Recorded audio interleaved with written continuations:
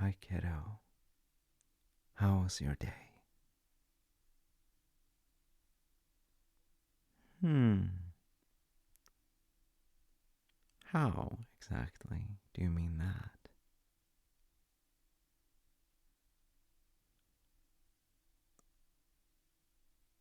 Oh, so you've been thinking about that for the whole day then? Well, that does make more sense.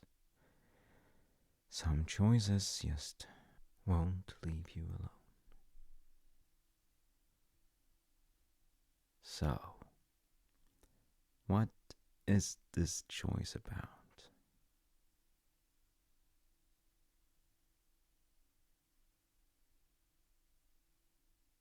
Oh, yeah, I remember you mentioning something like that.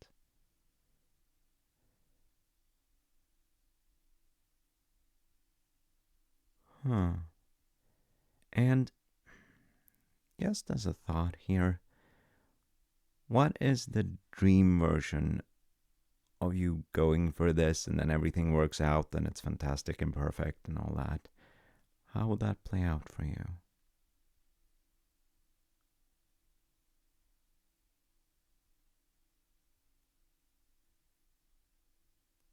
Okay, so dream version good.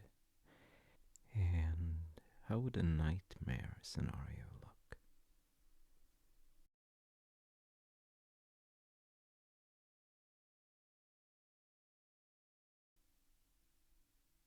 Huh. I can see how those are different, let's say.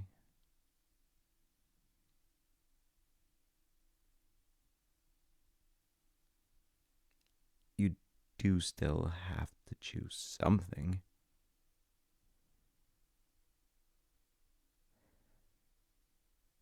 Are you sure that this is a yes no kind of deal? I mean, lots of things can look like that, and then turns out that you can still take middle roads or side paths and things like that.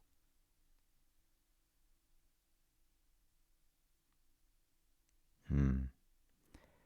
I do see how the main decision does have to be made.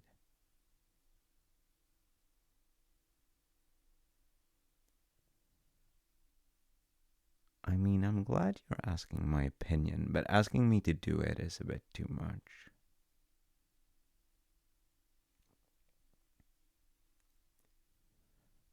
Oh, don't tempt me. It really is.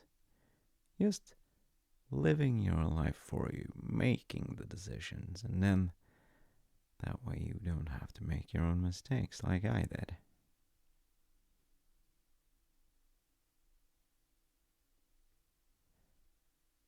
I mean, at least it sounds better in theory.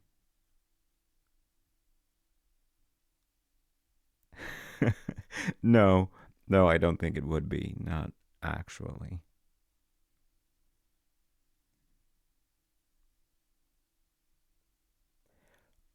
Oh, do you now? Well, here's how this is going to play out. I'm going to tell you a story. Then I'm going to make the choice for you. And then you're going to follow what I tell you to do. Easy, huh?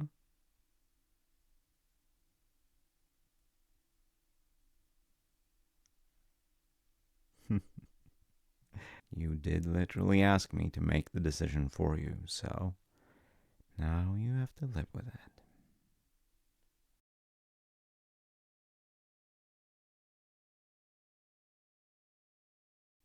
This story is about a woman named Elizabeth. As my stories go, it's definitely not the oldest. Yes, I know. So, Elizabeth, as it turns out, is a believer, and quite fervently so, but not in herself only, a religious believer. Yeah, that distinction was pretty rock solid with her, sadly. She knew that she had a value because she is created in his image and all that, but that's really all she could see of it. And as far as she could tell, she was just a person who didn't contribute in any meaningful way and was a burden to everyone. And, well, the bad voices, that's where she is at, basically. As you perhaps could tell, we come into Elizabeth's story mid-crisis, and she has now landed on a conclusion.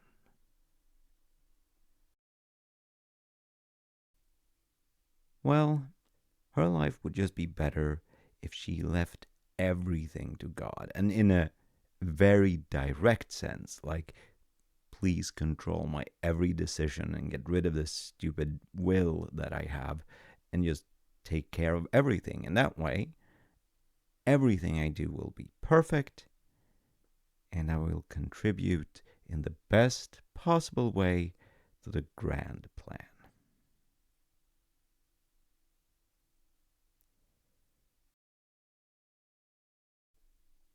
Honestly, it's a pretty dark place to start a story. And Elizabeth, she is praying.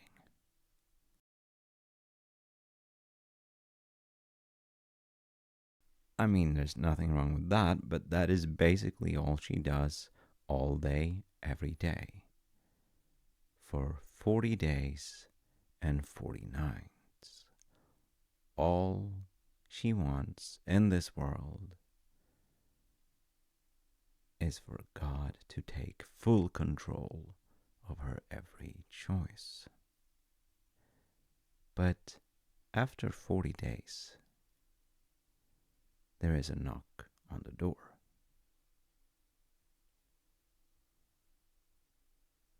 Well, she goes to open, and outside the door stands a stylish paradox of a man, slender, with impeccable facial hair, and a suit that is older than anything she has seen, but still stylish.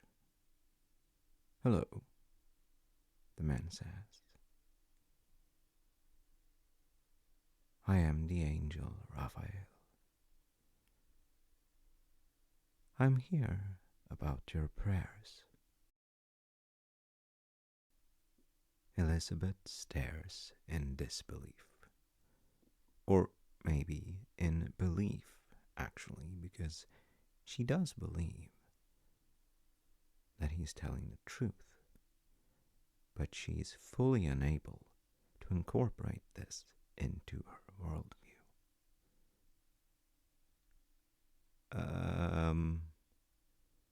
She says after a while, because that is really all the thoughts that she can formulate at this time. He does. After a while, he says, I do believe this is the part where you invite me in for coffee.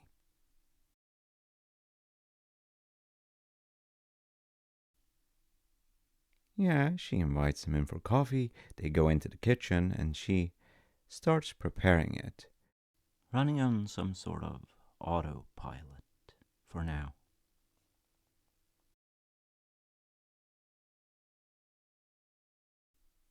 Exactly. Process the situation that she's currently in with an angel in her kitchen, supposedly.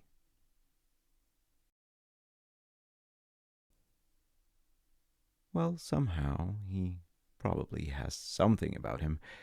She believes him anyway.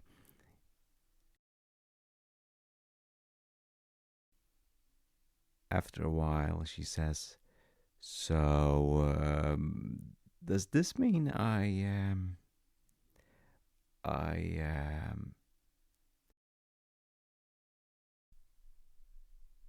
Raphael responds to all this by holding out to her a nicely wrapped gift box. This is for you,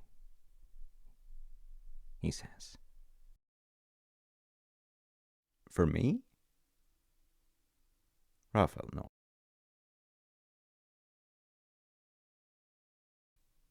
Could you even imagine?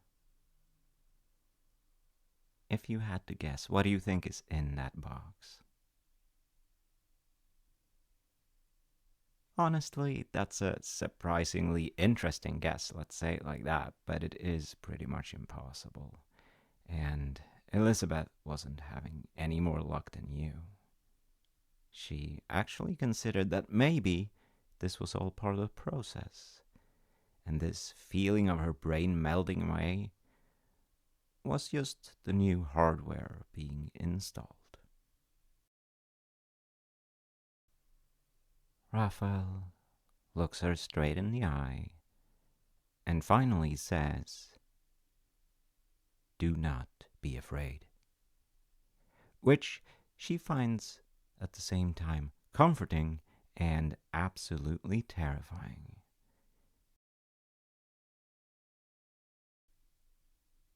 Maybe he does.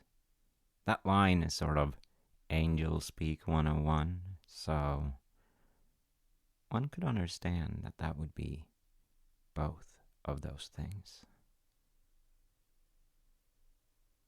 Oh, the box has a pink convertible in it.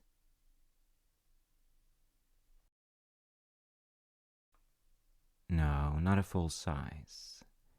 It is a remote-controlled toy car. And Raphael ensures that it is the finest quality of car. It is, he adds, homemade. And for the first time since he entered, Elizabeth sees a bit of a smile on Raphael's face. Maybe a smirk, even. She stares at him once more in disbelief and says, "A car?"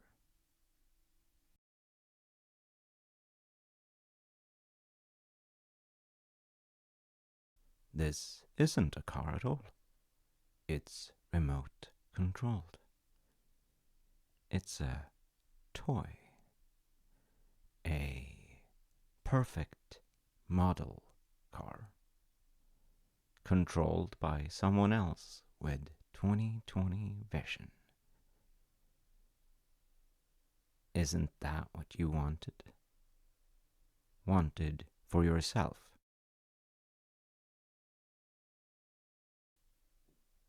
Honestly, that is a bit on the nose, but stories with angels have a risk of being that way, I guess. And the point is still made.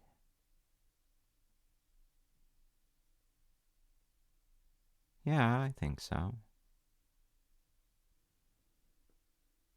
Elizabeth stares even more, something that she has grown weirdly accustomed to since this very strange man walked in and started this very strange conversation with her. Raphael continues, "I am terribly sorry, Elizabeth, but I do actually need to leave. There is some things that I need to take care of."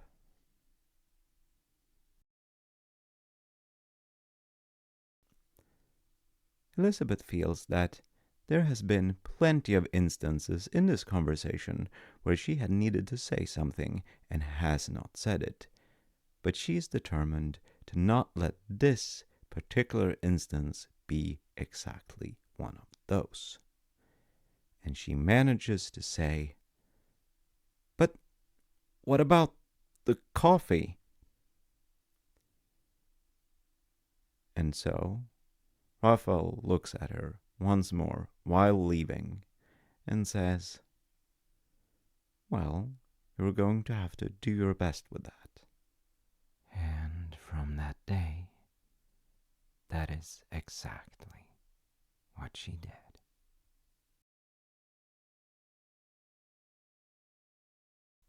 Yes, that is all of it. And now you've heard it.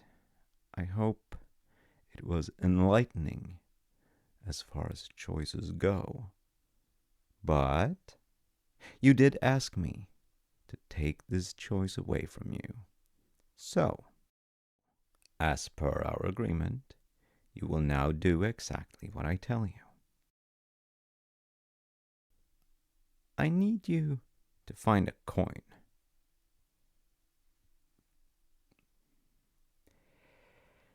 Yes, I know that these are ancient artifacts that you youthful people do not carry around. Never mind, I do actually have a coin. I guess I can just flip it myself. I just felt like that wasn't quite as dramatic. Oh, it most certainly can be. So, before I flip it, I do want you to choose. No, this is not for cheating purposes. This is to maximize the emotional torture of your choice.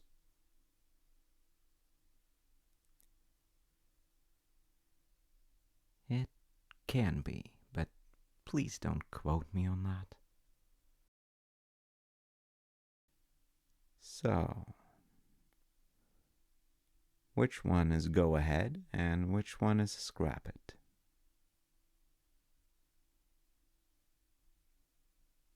Mm-hmm.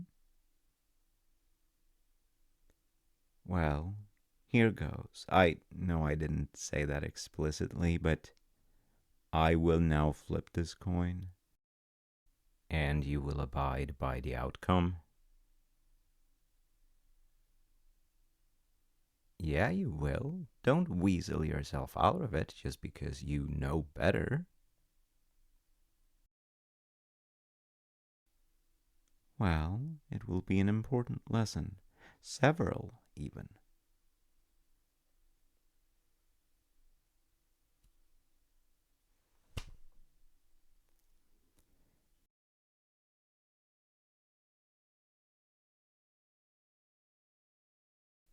It's heads. How do you feel?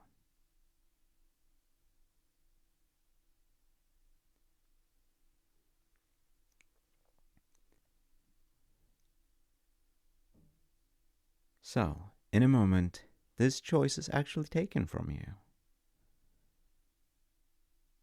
And it's heads. How do you feel?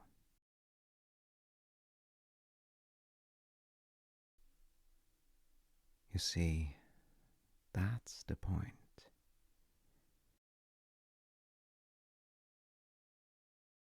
You see a result, or maybe just before, that's when you know what your gut feeling tells you. Yes, that is why the emotional torture is an important part of this. Still don't quote me though.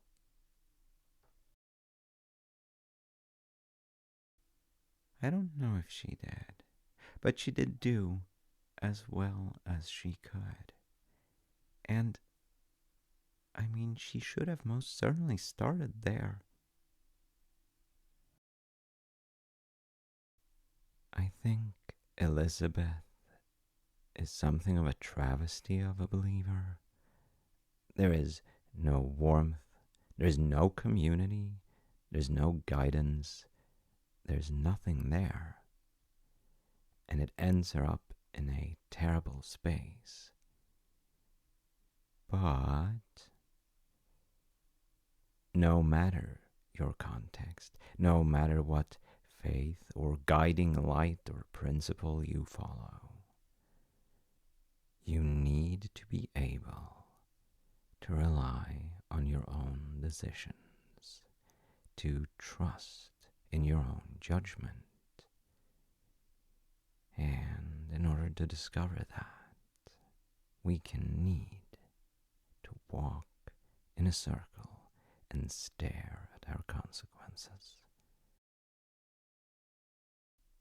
Obviously, I can't hold you to that nonsense. That was just there for staring at the consequences. If you don't want to follow the coin flip, that is fine.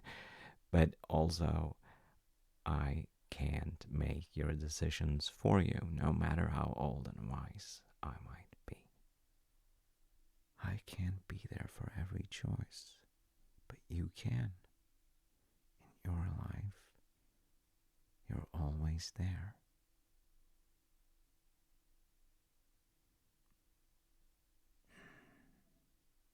Yeah, but I want to be here as much as I can. And also, as well as I can, which does mean taking a step back now and then, even though that's maybe not what I do best.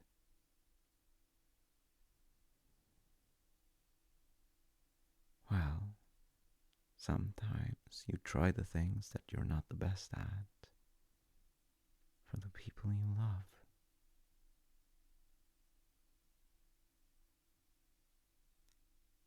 Yeah,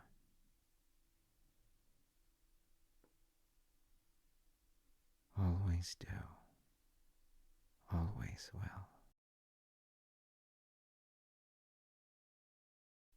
You know I want the best for you, and that includes you taking care of yourself.